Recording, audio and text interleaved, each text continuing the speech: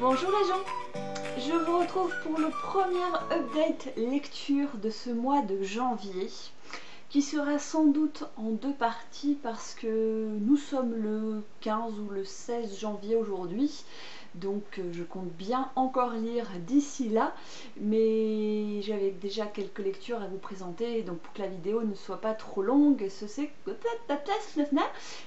que je vais faire maintenant. C'est joli ça, non? Donc comme d'habitude, j'ai filmé au fur et à mesure de mes lectures, donc je vous présente ça tout de suite et je vous retrouve à la fin pour le dernier livre lu en cette occasion. Et voici mes deux premières lectures de l'année. Une non-fiction autour du clitoris et un livre autour d'une visite des contes de Grimm. Je vous présente donc un petit bout de bonheur de Rosemonde Pujol. Il faut savoir que c'est une très vieille dame, puisqu'au moment où elle écrit ce livre, elle a je crois 86 ans, quelque chose par ça, à peu près. C'est une ancienne résistante, c'est une femme qui a été très engagée, féministe jusqu'au bout des ongles, si je puis dire ça ainsi, et qui a donc décidé d'écrire un manuel sur la clitologie, qui est un mot qui n'existe pas vraiment, mais qui donc serait la science du clitoris. Et donc elle explique son propos de départ, en fait, c'est qu'on a commencé à entendre parler du clitoris à cause de son excision, donc de tout ce qui a pu se passer et qui se passe encore malheureusement, notamment dans les pays d'Afrique, en expliquant qu'on a appris à parler du clitoris grâce, avec des gros guillemets, à cette horreur, mais qu'au final, la plupart des femmes étaient excisées, ne serait-ce que émotionnellement, puisque parler du clitoris et du fait qu'il procure du plaisir juste pour le plaisir, et ben c'était péché, c'était pas bien, et que du coup, grâce à cette, encore une fois, gros guillemets, découverte de certaines pratiques, on s'est mis à parler du clitoris, même si ça reste encore assez, voilà, compliqué, difficile. Je vais peut-être même me faire censurer ma vidéo, non? Si je répète clitoris, clitoris, clitoris, clitoris, clitoris. Vous savez, comme dans Candyman, Candyman, Candyman. Je m'éloigne du sujet. Donc, je m'attendais vraiment à un manuel. Et en fait, vous avez une première partie, une très grosse première partie qui ressemblerait plutôt à un micro-trottoir, on va dire. J'ai trouvé ça quand même assez intéressant parce que c'est vrai que de génération en génération, vous voyez comment est-ce qu'on en parle, quel mot, quel vocabulaire est employé, donc c'est assez pertinent. Il y a ensuite quelques explications judéo-chrétiennes dans le sens pourquoi est-ce qu'on n'en a pas parlé, pourquoi est-ce que c'est péché, qu'est-ce qu'on reproche à ce pauvre clitoris qui n'a rien demandé à personne, ce genre de choses. Quelques propos médicaux également, mais le reproche que je fais à cet ouvrage, personnellement en tout cas, c'est que par exemple, il dénonce le fait qu'en anatomie, le clitoris est très peu représenté et que quand on aborde le sujet de la reproduction, notamment à l'école, au collège ou au lycée, je me souviens plus du tout quand c'est dans le programme, limite le clito il n'existe pas quoi. Et ben pour autant dans ce bouquin il n'y a pas une seule planche anatomique. Et j'ai trouvé que c'était un vrai manque parce que s'il y a un bouquin accessible à tous dans lequel on pouvait le mettre, c'était bien celui-là quoi. Donc c'est mon petit regret. Donc ça reste pas une lecture existentielle, j'ai pas vu la notion de manuel, pour moi c'est plutôt voilà, une peinture un peu au fil des années de ce qui s'est passé pour notre ami le clito, mais sans plus quoi, donc petite déception. J'ai ensuite lu La Malédiction Grimm de Polly, j'ai oublié ton nom de famille, Polly Schulman. Très clairement, je ne l'aurais pas forcément, je l'avais pas mis dans ma wishlist, je l'ai vu beaucoup passer notamment sur Booktube, je l'avais pas mis dans ma wishlist, par contre je suis allée à la bibliothèque il y a quelques semaines, il y était, je l'ai emprunté, très attirée par la couverture en fait que je trouve magnifique. Petit gros plan éventuel sur la couverture pour ceux qui ne la connaîtraient pas encore, recto et verso, notamment avec, je sais pas du tout comme d'habitude si je suis, ça changera pas en 2016, je sais pas si je suis dans l'écran ou pas, notamment avec ce cerf un peu ailé, enfin voilà. Je trouve cette couverture très attirante et donc voilà, je l'aurais pas acheté mais là c'était l'occasion. Quoi vous dire, La Malédiction Grimm, l'idée est très bonne. vous avez une jeune fille lycéenne qui, grâce à un de ses professeurs, a la possibilité de travailler dans une bibliothèque particulière puisqu'il s'agit en fait d'une bibliothèque dépôt dans laquelle on peut retrouver des objets et non pas des livres. Objets qui sont des objets d'époque, un petit peu comme une collection, selon les époques, selon les styles, selon les pays, mais aussi selon certaines pratiques, certains rituels et notamment magiques. Et c'est ainsi qu'elle découvre qu'il existe un rayon spécial pour tous les outils et objets magiques des contes de Grimm, entre autres, parce qu'il n'y a pas que cela. J'ai trouvé l'idée géniale. Ça reste une lecture enfantine. Young adulte, new adulte, j'en sais rien. Je dirais young adulte, mais j'en sais rien du tout. C'est écrit d'une... Voilà, c'est facile à lire. C'est quand même écrit relativement, pas gros, mais espacé, on va dire. Et on a une bande d'ados, voilà, de lycéens qui vont décider de porter secours parce qu'il se passe quelque chose. Et ça m'a fait penser aux Goonies, ça m'a fait penser à Harry Potter pour le côté, voilà, pas petit sorcier parce que pour le coup c'est pas des sorciers, mais petit aventurier qui découvre le monde de la magie. Donc ça a quelque chose de très très poétique qui est assez agréable à lire. Après, une fois que vous avez découvert un peu ce côté émerveillé, l'histoire, la trame en elle-même se résout assez vite. Donc voilà, ça va pas me marquer plus que ça. J'ai vu qu'il y avait un second tome qui n'est a priori pas une suite, mais qui du coup reprend un peu à la manière d'une série qui aurait un spin-off, reprend une partie de l'histoire, dans le sens où il y a une collection qui est réservée à Wells, si je dis pas de bêtises, qui concerne les objets à voyager dans le temps. Voilà, ça sera pas pour moi, je pense pas le lire.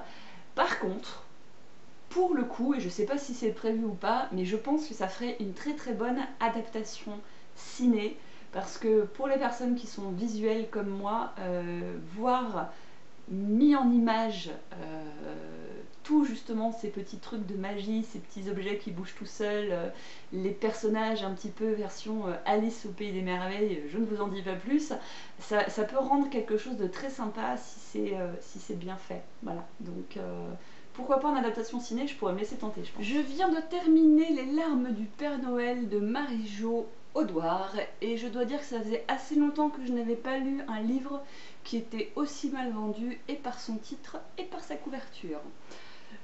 La couverture est tout ce qu'il y a de plus déprimante, hein, un petit bonhomme qui a l'air tout triste en fond sur une couverture noire, avec une petite chaussette et du coup un ours. Alors pour moi, quand ça s'appelle Les larmes du Père Noël, je m'imagine que la notion de Noël va être présente assez longtemps dans le livre. En fait, c'est le titre d'un chapitre qui fait même pas une dizaine de pages, et encore je pense que j'exagère. Donc pas vraiment de lien avec Noël, si ce n'est qu'il y a un épisode qui se passe à Noël, mais à part ça c'est pas du tout le thème du livre. Et voilà, il donne pas envie quoi. Enfin, je sais pas vous, mais bon, bref. Je l'avais lu grâce au quatrième de couverture qui m'intéressait un peu plus. Au final, même ma caméra n'avait pas envie que je vous parle de ce livre puisqu'elle m'a planté pendant ma présentation.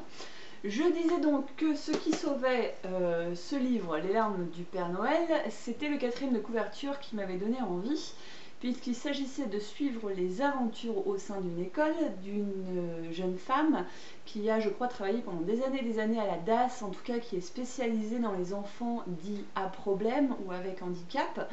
Et donc elle se retrouve à être, alors je ne sais pas si on dit institutrice dans ce cas-là, je ne sais plus quel terme elle emploie, éducatrice auprès des enfants, pour essayer de leur apprendre des choses. Elle a une classe où ils sont au départ trois enfants avec de très lourds handicaps. Déjà ils sont aveugles. Ensuite, l'un d'entre eux souffre d'un syndrome physique, l'autre souffre d'autisme et un autre souffre de je ne sais plus quoi. Je vous avoue que j'ai oublié. Donc voilà, on est dans une situation qui va être assez pénible et on s'attend à un livre qui soit difficile à lire. Et ben j'ai été agréablement surprise, et je suis en train de le tourner dans tous les sens. J'ai été agréablement surprise parce qu'en fait, il reste quand même plein de joie, plein de peps, plein de défis. Il donne pas de solution ni pour les enfants ni pour les parents, il ne remet pas vraiment en cause le système, quoique quand même un peu. On est en face de nous une femme qui a énormément de caractère, qui se décrit elle-même comme pouvant être bougon, comme pouvant parfois aller trop loin parce qu'elle s'accroche, parce qu'elle éprouve beaucoup d'amour, d'attention, de compassion pour ses enfants et qu'elle n'a peut-être pas parfois le juste détachement qu'il faudrait. Donc ça donne un livre qui est assez vindicatif, où elle va souvent aller chercher des poux aux gens, mais on n'apprend pas plus que ça. Et en même temps, il y a des passages très émouvants quand elle réussit, au détour d'une énième tentative, à par exemple créer du lien avec l'enfant qui souffre d'autisme. Voilà, j'ai eu des bons moments, je l'ai trouvé sympa à lire. Je pense qu'il a mal vieilli, il date des années 90. Je pense qu'il a surtout été écrit parce qu'elle avait envie de garder une trace de ses aventures, de son histoire. Ça ne se finit pas toujours bien, mais voilà, c'est pas à la fois ni le pire, ni le plus construit que j'ai pu lire sur cette thématique. Donc je le conseillerais pas forcément, même si c'est pas une mauvaise lecture pour autant. Je vous parle maintenant de Maman a tort de Michel Bussy, dont on a beaucoup entendu parler, peut-être trop, je vais m'expliquer. J'ai passé un très bon moment avec ce livre, mais je pense malheureusement m'être, comment dire, alors c'est pas fait avoir, mais laissé un peu trop emporter par tout ce qui a pu être dit sur ce bouquin et en attendre tellement que du coup j'ai cherché la petite bête et j'ai assez vite compris où elle se cachait. Nous sommes dans un livre plutôt policier, un peu thriller, mais surtout policier, où un jeune enfant de 3 ou 4 ans, Malone, raconte à son pédopsychiatre ou psychologue scolaire que sa maman n'est pas sa vraie maman. Pourquoi lui plus qu'un autre, ce psychologue décide que cet enfant dit sans doute la vérité. Il se met en contact avec une commandante de la police pour voir s'il est possible de fouiller un peu plus loin, sachant que tout cela c'est un peu une course contre la montre, puisque à cet âge-là la mémoire s'efface très vite et il se peut que Malone perde très rapidement ses souvenirs et qu'il ne soit plus possible de réaliser si oui ou non sa maman est sa maman ou pas. Voilà, ça c'est l'intrigue. En soi, je trouve ça assez bien trouvé. Quand j'avais lu le résumé, ça me bottait bien. Et puis j'ai lu différents avis, j'ai vu différentes vidéos qui en parlaient. Moi c'est mon premier de cet auteur, je ne connais pas ses autres livres. Donc moi c'était mon premier, donc j'ai pas de point de comparaison. Par contre, j'ai lu partout, un peu partout, que c'est extraordinaire, on va de rebondissement en rebondissement, on s'attend pas du tout à la fin, c'est incroyable, c'est génial, etc. Ok. À partir de là, moi je partage l'enthousiasme de tout le monde, on dit qu'un livre est génial, je vais aller le lire. Ne serait-ce que pour me faire ma propre opinion, mais je m'attends moi aussi à ce qu'il soit génial. Il est génial. Il est génial dans le sens où il est extrêmement bien écrit, il est prenant, on tourne les pages sans s'en rendre compte, on a envie de savoir comment ça se termine.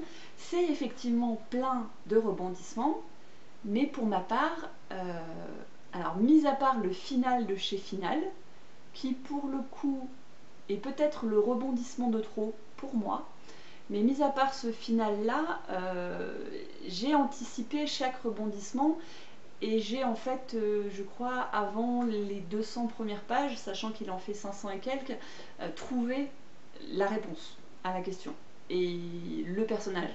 Donc voilà. Ça m'a pas gâché ma lecture, parce que du coup, quand vous comprenez l'intrigue, vous le lisez différemment. C'est-à-dire qu'au lieu de vous concentrer sur l'histoire en elle-même, vous vous concentrez sur comment elle a été construite. Donc ça peut être aussi c'est ce qui s'est passé là. C'est qu'en fait, on m'a tellement dit, il y a plein de rebondissements, on s'y attend pas, que j'ai cherché le pire scénario possible dès le départ. J'ai trouvé, et du coup, bah voilà. Ça l'a pas fait en termes de suspense. Par contre, très bien écrit, et pour ça je le conseille quoi qu'il en soit. Alors tout à l'heure je parlais du dernier livre lu, mais en fait il y aura une vidéo spéciale pour Black Eyes, parce que même si ce n'est pas un coup de cœur, c'est un presque coup de cœur, donc j'ai envie d'en parler dans une vidéo spécifique. Mais ma dernière lecture en fait, pour l'instant en tout cas, est un abandon, et il s'agit de La vie par 7 de Holly Goldberg Sloan. Et pourtant, croyez-moi, j'ai essayé de m'accrocher. J'ai tellement essayé de m'accrocher que j'en suis à la page 226 sur 360 en gros. Dès la page 100, j'ai commencé à me dire bon, est-ce que vraiment je continue ou pas, avec un gros doute. Je me suis dit laissons-lui sa chance. Laborieux aujourd'hui. Laissons-lui sa chance et non quoi, j'ai l'impression de perdre mon temps, c'est horrible. L'histoire m'avait l'air très sympa. On retrouve une jeune fille de 12 ans surdouée qui, suite à un accident de voiture, perd ses deux parents. Et le livre était présenté comme comment est-ce qu'on fait, comment est-ce qu'elle va faire elle pour remonter la pente. Et à l'arrière, sur le 4e de couverture, c'est écrit un roman extraordinaire et inspirant. On se plonge dans l'univers de Willow avec ravissement.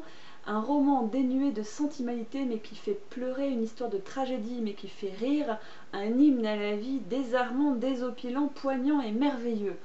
Autant vous dire qu'avec un tel descriptif, je m'attendais à avoir énormément de frissons. Et au lieu d'un roman dénué de sentimentalité, pour moi c'est un roman dénué de sentiments. Je suis désolée, mais je n'ai pas compris, je ne comprends pas le propos, le pourquoi du comment.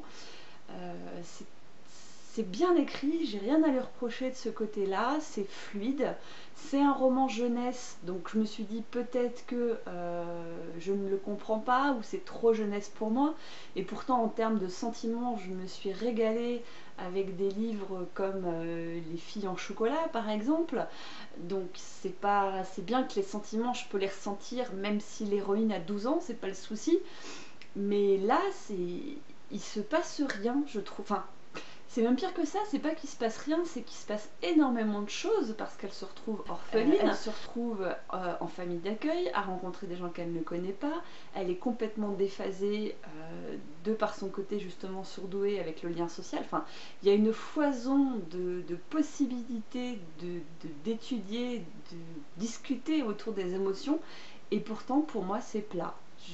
Je ne ressens rien pour cette petite fille, je ne ressens rien pour les personnages qui l'entourent, je trouve le texte répétitif, ça tourne en rond. Alors pour le coup, le poisson rouge sur la couverture, il est plutôt bien trouvé, si ce n'est qu'il aurait fallu le mettre dans son bocal. Je vois absolument pas en quoi elle longe à quatre courants, voilà, ça me contrarie tellement que j'arrive même pas à parler français, dites donc. Enfin voilà, donc je voulais absolument m'accrocher jusqu'au bout en me disant à un moment ou à un autre il va bien se passer un truc, et en fait je ne suis tellement pas intéressée par cette histoire et par cette petite fille que clairement je m'en fiche de ce qui va lui arriver, et c'est ce qui fait que j'arrête là ma lecture, même si je suis plus proche de la fin que du début. Malgré tout, parce que vous le savez, j'aime essayer de trouver le petit truc positif même quand ça ne me plaît pas, en continuant ma lecture, en me forçant un peu, je suis tombée sur un paragraphe qui m'a plu, alors je vous le partage, histoire de terminer sur une note positive. J'ai vu des arbres survivre au feu, leur écorce brûlée, ils n'ont plus que des branches mortes. Pourtant, il demeure une force cachée sous ce squelette, une force qui propulse une unique pousse verte dans le monde. Si j'ai de la chance, c'est peut-être ce qui m'arrivera un jour. Voilà. J'ai trouvé cette image très jolie. Effectivement, cette capacité qu'ont les plantes à pousser n'importe où ou à repousser malgré le gel, malgré le feu. Donc j'ai trouvé ça joli, mais c'est pas possible. Voilà. Donc je suis désolée, mais je dirais que je ne le conseille pas. Après, comme toujours, faites-vous votre avis. Mais bon. Ça sera tout pour cette fois-ci. Je vous retrouve d'ici la fin du mois pour la suite de mes lectures. À très bientôt. Ciao!